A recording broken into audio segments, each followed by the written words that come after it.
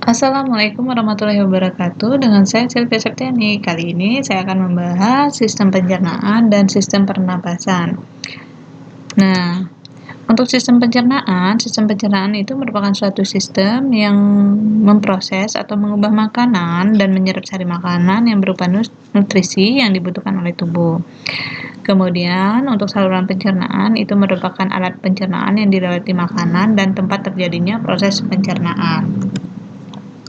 Nah, di dalam pencernaan makanan, ini biasanya dikenal dengan adanya pencernaan makanan secara mekanik, kemudian pencernaan makanan secara kimiawi. Pencernaan mekanik ini proses penghancuran makanan dari bentuk kompleks ke bentuk yang lebih sederhana. Nah, biasanya proses mekanik ini dilakukan dengan proses pengunyahan atau dengan gerakan peristaltik ya. Pengunyahan di mulut, kemudian gerakan peristaltik itu adanya di kerongkongan. Kemudian kedua, pencernaan kimiawi. Nah, untuk pencernaan kimiawi biasanya penghancuran makanan dari bentuk kompleks ke bentuk yang lebih sederhana dengan bantuan zat kimia. Zat kimianya apa? Yaitu enzim. Ada amilase, ada pepsin ya. Nanti kita akan bahas satu persatu. Baik. Nah, kita akan bahas mulai dari mulut. Jadi makanan pertama akan masuk ke mulut. Di mulut, makanan akan dihancurkan menjadi yang lebih kecil. Ini dinamakan pencernaan mekanik. Apa hanya mekanik yang ada di mulut? Tidak ya, jadi ada juga pencernaan secara kimiawi, di mana pencernaan kimiawi di mulut ini menggunakan enzim amilase. Enzim ini dihasilkan oleh kelenjar ludah, di mana amilase akan mengubah zat tepung menjadi zat gula. Nah, di mulut ini kita dibantu pencernaan mekaniknya itu dibantu oleh gigi dan juga lidah.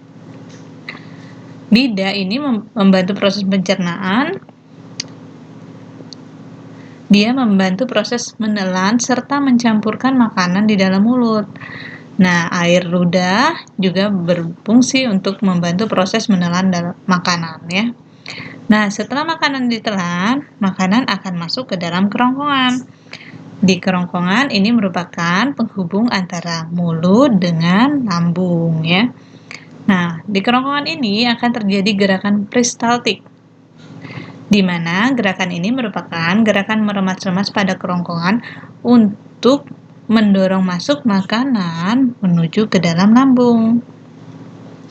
Nah, di dalam kerongkongan ini ada namanya kelenjar mukosa yang memberikan cairan di kerongkongan, sehingga di dalam kerongkongan itu kondisinya selalu lembab ya.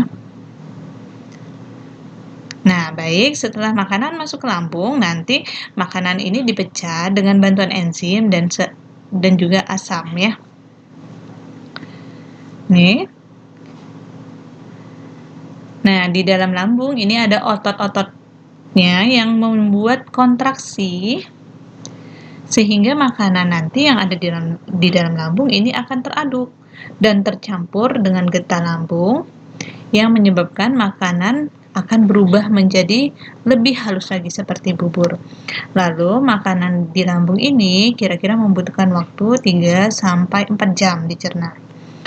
Kemudian di lambung ini kita perlu enzim. Apa enzimnya? Yaitu enzim pepsin, di mana pepsin nanti akan mengubah protein menjadi pepton. Selain enzim, dia juga ada asam, yakni asam klorida. Asam klorida ini dihasilkan pada dinding-dinding lambung. Nanti apa fungsinya asam klorida? Untuk membunuh kuman penyakit serta juga mengaktifkan pepsin ya. Nah, setelah makanan diolah di lambung, dia akan masuk ke dalam usus halus. Ini yang warna ungu adalah usus halus. Usus halus biasanya terjadi penyerapan nutrisi. Nah, untuk usus halus sendiri itu ada 3 bagian, ada duodenum, ini pangkal awal dari lambung menuju ke usus halus ya. Ini adalah bagian terpendek dari usus halus. Kemudian di sini terjadi penyerapan awal makanan. Makanan nanti akan diuraikan menjadi zat gizi yang lebih sederhana dan agar bisa diserap dan diedarkan oleh darah. Kemudian setelah itu masuk ke duodenum, dia masuk ke jejunum, di mana Di sini akan terjadi penyerapan gula, asam amino, serta asam lemak. Nah, zat gizi di sini akan diserap, yang telah dicerna akan bergerak menuju ke usus halus yang terakhir, yaitu ileum, di mana zat gizi yang tadi yang belum diserap oleh duodenum atau jejunum akan diserap terakhir oleh ileum. Kemudian setelah diserap ileum, maka nanti makanan tersebut akan dimasukkan ke dalam usus besar nih ya, masuk ke dalam usus besar. Ini usus besarnya yang berbentuk nih. Nah, apa fungsi usus besar? Usus besar ini menyerap air dan pembentukan feses.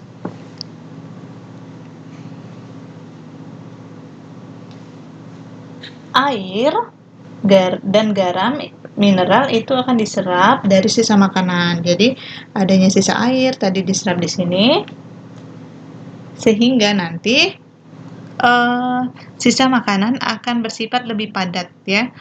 Kemudian nanti di dalam sini sisa makanan tadi akan dibusukkan. Dibusukkan dengan bantuan apa? Dengan bantuan bakteri. Bakterinya adalah Escherichia coli. Nah, setelah makanan dibusukkan, dia akan bergerak ke arah rektum, kemudian menuju ke anus ya. Di mana nanti di anus ini sisa-sisa makanan yang sudah tidak diperlukan oleh tubuh akan diekskresikan oleh anus. Nah, umumnya pencernaan makanan itu waktu pencernaan itu bisa 12-24 jam. Namun sebenarnya tergantung dari jenis makanan yang dikonsumsi juga ya. Baik, itu tadi sekilas tentang proses pencernaan dari mulut hingga makanan dikeluarkan lagi melalui anus. Nah, saya akan masuk ke dalam sistem pernapasan. Sistem pernapasan ini merupakan proses menghirup oksigen dari udara serta mengeluarkan karbon dioksida dan menghasilkan energi yang dibutuhkan oleh tubuh.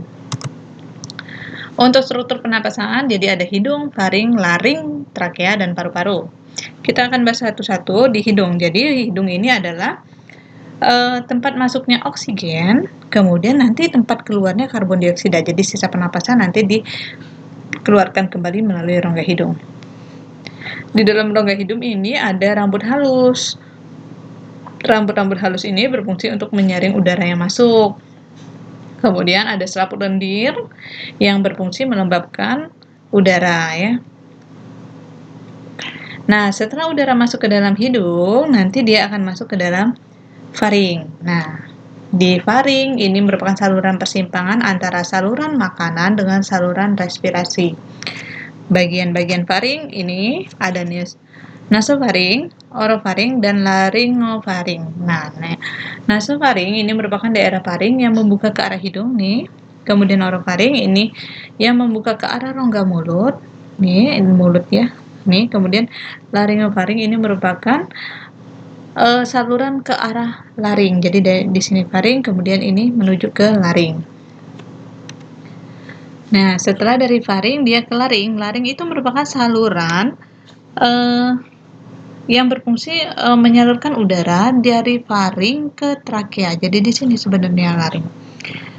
Lalu trakea itu adalah cabang batang tenggorokan.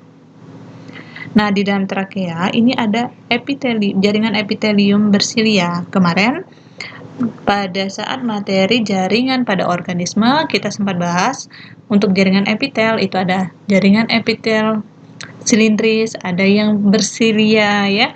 Nah, untuk yang bersilia di sini nih ada di sini juga. Apa fungsinya? Fungsinya yaitu menyaring benda-benda asing yang masuk ke saluran pernapasan.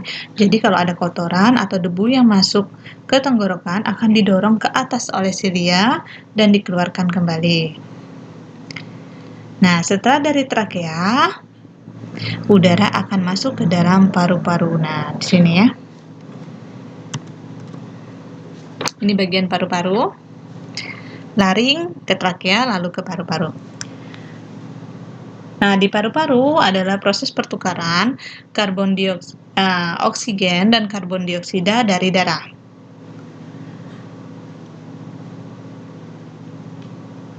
Di dalam paru-paru ini terdapat organ pernapasan seperti bronkiolus yang merupakan percabangan dari bronkus.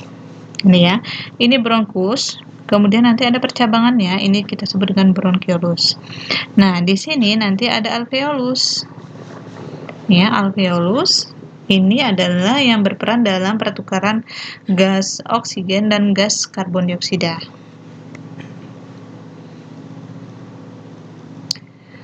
Nah, lalu untuk pernapasan sendiri itu mekanismenya ada inspirasi, proses pengambilan udara, kemudian ada ekspirasi, proses pengeluaran udara. Kemudian untuk proses pernapasan itu ada pernapasan dada, ada pernapasan perut. Kita akan bahas satu-satu tentang proses pernapasan. Nah, untuk mekanisme pernapasan dada di mana ketika inspirasi atau proses mengambil udara dari luar, udara masuk, tulang rusuk itu berkontraksi, rongga dada akan mengembang, tapi diafragma kita akan turun. Nah, ketika kita ngeluarin udara, diafragma ini ada relaksasi, bergerak naik, otot tulang rusuk ini relaksasi dan mengempis, lalu udara akan terdorong keluar. Nah, untuk pernapasan perut yang digunakan adalah otot diafragma, kalau tadi adalah otot dada. Nah, untuk otot dia ketika udara masuk, otot diafragma ini kontraksi. Dia mendatar, nih, kemudian volume rongga dada di sini membesar. Kemudian ketika keluar, otot diafragmanya relaksasi, otot perut berkontraksi, diafragma jadi melengkung ke rongga dada, volume rongga dada menjadi mengecil, kemudian udara keluar. Baik, demikianlah materi tentang sistem pencernaan dan sistem pernapasan. Semoga ini bisa dipahami dan bermanfaat bagi kita semua. Sekian materi dari saya. Wassalamualaikum warahmatullahi wabarakatuh.